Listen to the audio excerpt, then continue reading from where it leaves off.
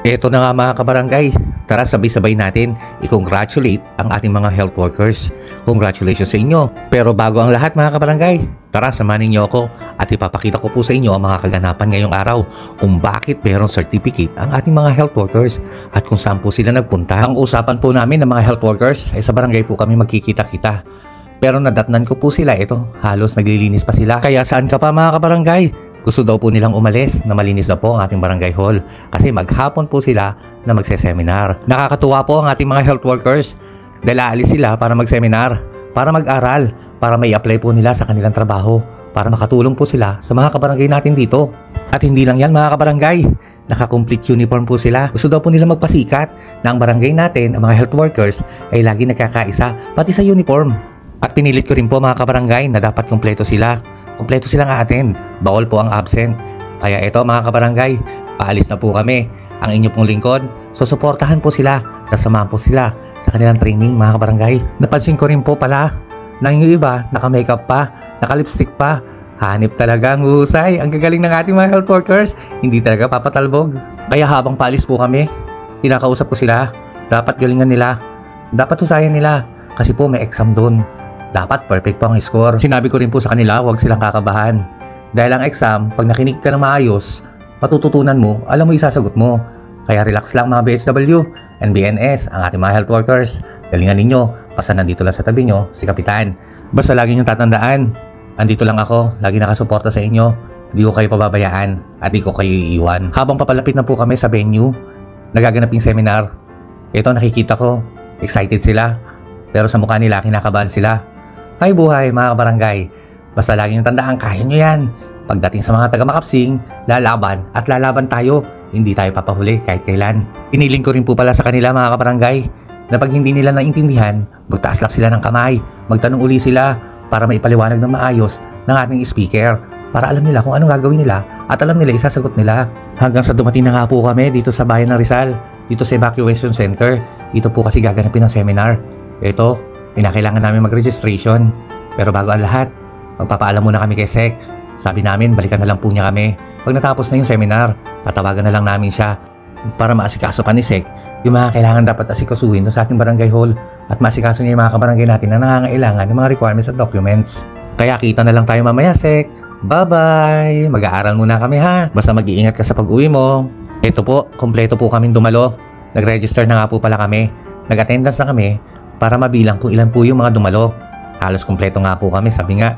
Natuwa po sila at sinabi rin po nila, napaka-supportive daw ng Kapitan. Nandito rin po kasi ako para samahan sila, para matuto na rin po ako at malaman ko pa po yung mga bagay-bagay na dapat natin gawin sa ating panunungkulan. Nakikita nyo naman po mga kabarangay, pare-parehas po sila ng uniform. Inabot na rin po pala yung mga gagamitin namin. Binigyan po kami dito ng notebook, ballpen at papel para sa aming pag-review, para sa aming pattern kung anong gagawin. Para na rin po sa exam na ibibigay nila. Nakikita ko nga, mga kabado na po sila. Dahil sabi po ng speaker, may exam later. Basta makinig kayo. Tandaan nyo lahat ng pag-aaralan ninyo para ma-perfect nyo yung exam. At hindi lang yan mga kabarangay. Sinabi rin po ng speaker na magkakaroon po ng senaryo. Naku po Diyos ko, lagot kayo dyan. Ang senaryo po kasi, isasalaysay nila kung ano po yung nangyayari. Personal po nilang gagawin yan sa harapan pa po ng ating speaker at sa lahat ng mga naririto ngayon. Kaya nakikita ko ang kanilang mga itsura. Gusto na raw nilang umuwi. Gusto na lang daw nila magpahinga. Ay buhay. Kaya sabi ko sa kanila, relax lang. Andito ako para tulungan kayo. Tutulungan ko kayo hanggang sa matapos to. Huwag kayong mag-alala. Di ko kayo iiwan mga kasama. Kaya huwag kayong magulo. Huwag kayo kung ano-anong ginagawa ninyo. Basta makinig lang tayo. Lahat naman ng sagot masasabi ng ating speaker. Kaya pagputihin natin. Hayaan nyo yan. Kaya natin yan. Go, go, go. Laban. Kaya tignan nyo mga kabarangay. Seryoso sila. Talagang nakikinig po sila para malaman nila yung mga isasagot nila mamaya. Kasi ilang minuto na lang, mag-e-exam na po sila. Ay buhay, kabado na sila. Ito na nga mga kabarangay, nakikita ko po, ipinapasa na po yung exam nila. Kaya siguradong kinakabahan sila. Pero huwag po kayo mag-alala mga kabarangay, nandito po ako nakasuporta sa kanila. Kaya ito po, pinagbibigay na ang exam ng ating mga health workers. Galingan nyo ha. Naniniwala naman ako na kaya nyo yan. Kasi nakita ko, nakikinig talaga kayo at alam nyo talaga yung mga sagot kanina. Kaya pagbutihin nyo mga kasama. Pinagmamalaki ko kayo. Akalain nyo mga kabarangay, ang bilis nilang sumagot. Ang husay. Pinatunayan ninyo na kaya ninyo. Nakinig kasi kayo. Kaya ngayon, eto na, ibibigay na ang ating pagkain, ang ating lunch. Kaya bilisan nyo sumagot mga kasama para makakain na tayo. Pagsalu-saluhan natin yung masarap na pagkain na binigay sa atin. Maraming salamat po sa ating sponsor. Hay buhay! Kakain na kami mga kabarangay. Tapos na po kasi sila mag-exam. Pero balikan ko lang mga kabarangay, habang nag-exam sila, halos di mo makausap. Talagang nag-aaral silang maigi. Pero ngayon, tingnan nyo na natapos sila. Ang sasaya nila at ang gugulo pa. Enjoy nyo yung pagkain nyo mga kasama. Enjoy natin to. Kasi mamaya lang, sasabak na naman tayo. Lagot tayo ngayon. Pati si Kapitan, sige sasali na rin. Basta para sa inyo, sama-sama tayo. Sarap. Ayun galing talaga. Nakaraos lang kayo sa exam. Ito, sabay-sabay na nagkagatan sa malaking manok. Sarap lang mga kasama. Sige po, kain lang po kayo ng maayos. Wow, sarap naman yan. Yan yung mga mukhang nakapasa sa exam mga kabarangay. Pero hindi nila akalain na mamaya meron pa silang pagsasabakan. Kaya sige, kagat pa yan. Kaya tingnan nyo po ang ating mga health workers. Enjoy na sila. Nawala na po kasi yung kaba nila at nakapasa na sila sa exam. Kaya ikagat nyo na yan. Kasi maya-maya lang sasabak na naman kayo sa senaryo. Ito yung huling exam ninyo na parang magdidemo kayo sa maraming tao. Dinamay nyo pa si Kapitan. Ay buhay. Kaya lagot tayo mamaya. Di natin alam kung makakapasa ba tayo o hindi. Pero sa ngayon, magpapractice tayo. Kaya bilisan nyo kumain mga kasama. Sayang yung oras. Huwag tayong papatalo, di ba? Sige na nga. Tapusin nyo muna yung pagkain ninyo. I-enjoy muna natin to. Sige, kagat lang. Ipakita natin na nag-i-enjoy tayo sa ating mga ginagawa. Pag mga ganitong seminars, dapat inaatinan to. Kasi dito tayo natututo. Dito natin makukuha kung ano i-apply natin na trabaho sa mga kabarangay natin. Para alam natin ang gagawin natin. Para lalo tayong makatulong sa kanila. Eto na po mga kabarangay. Sumabak na kami sa praktisan. Dahil gusto kong mamaya, okay na ang lahat. Kaya ngayon, eto, kinakabahan na po kami. Eto, actual na po ito mga kabarangay. Panoorin ninyo.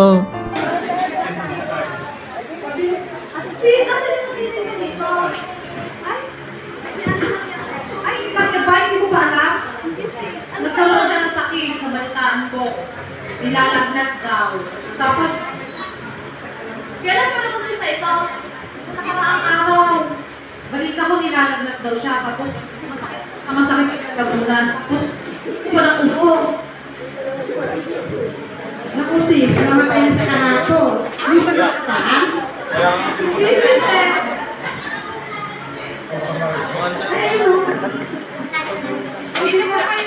Pagpili na ako ng isda. Palis ako pa isda nyo. Hindi ba BSW ka sa barangay nyo? Di ba kung namatay na daw si Yaling Maria? Nagkakit niya ako sa sumakit na lalamunan, may tipon.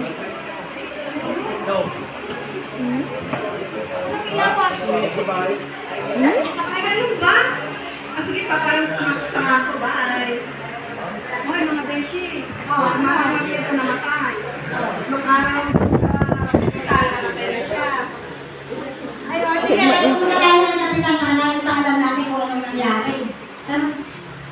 Ka, may sasabihin po kami. Good morning po pala.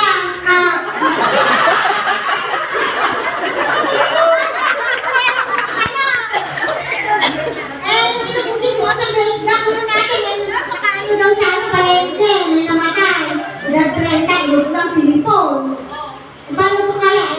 Meron pa po may edit. Si anak na po, ni Aling Maria, si Ate Biggie. Ay po, hindi lang natin po namin sa inyo. Napakalam namin. Pupuntahan namin ngayon. Totoo ba yan? Ay, totoo po. Paano ka maniniwala sa isang artist ka sa ating barangay? Sam, lahat po ng friends na po yung Marites. Wala po hindi Marites. Bida ng barangay. Sige. Ganito ang gawin ninyo. Kinakailangan nyo kunin lahat ng impormasyon ng pasyente. Kailangan nyo kunin yung pangalan, edad, birthday, kung ilan yung nasa bahay na kasama nila. Pati siguro yung travel history, kunin nyo na. Pag nakuha nyo lahat ng impormasyon, kinakailangan nyo punta nyo sa HQ. I-report nyo lahat, kila para alam nila na meron dito sa barangay natin na namatay. Okay? O, basta siguraduhin nyo, hindi matitesto mapapamak si Kapitan. O, sige. Meron po ba yung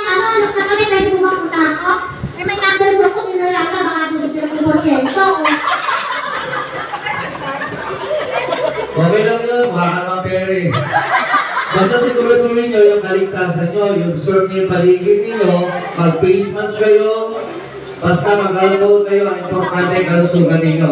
Okay? O, pagkagawa niyo lahat ng trabaho niyo, sige, may bonus kayo ay kapitan.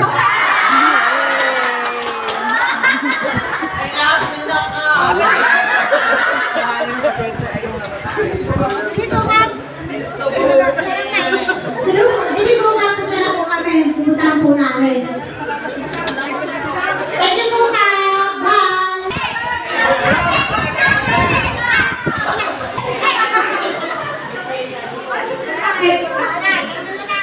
Hello.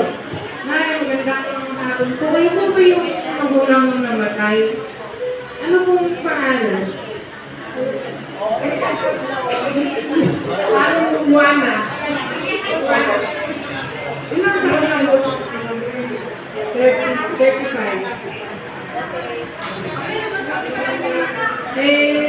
Sa pag-uwi po siya ngayon na sa hospital, gusto po namin sana humingi ng tulong na medikal.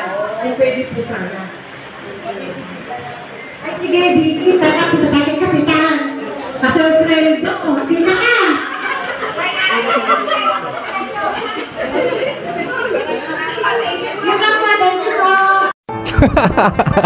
Nakakatawa naman pati si Kapitan, no? Dinamay ninyo. Ano pa kayo, mga health workers ko, mga kasama ko.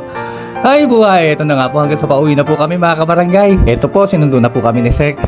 Uuwi na po kami. Baon po namin yung mga natutunan po namin dito sa seminar. I-apply po namin ito sa ating mga kabarangay para lalo pa po kami makapaglingkod sa inyo. At ito nga po mga kabarangay, bit-bit nila ang natutunan. Pati na po yung merienda, bit-bit pa po nila. Ay buhay talaga, oo. Paano yan mga kabarangay? Pauwi na po kami. Pero wag po kayo mag-alala, hindi po namin sasayangin yung mga natutunan namin sa seminar. Kaya maraming salamat po sa lahat ng tumulong sa amin para maidaos po na maganda ang seminar na ito. Sa ating speaker, sa staff ng LGU, at sa staff ng RHU, lalo-lalo na po sa ating mahal na Mayora Trina Andres. Maraming salamat po sa inyo. O paano po yan mga kabarangay? Bukas po ulit. Thank you for watching. Bye-bye!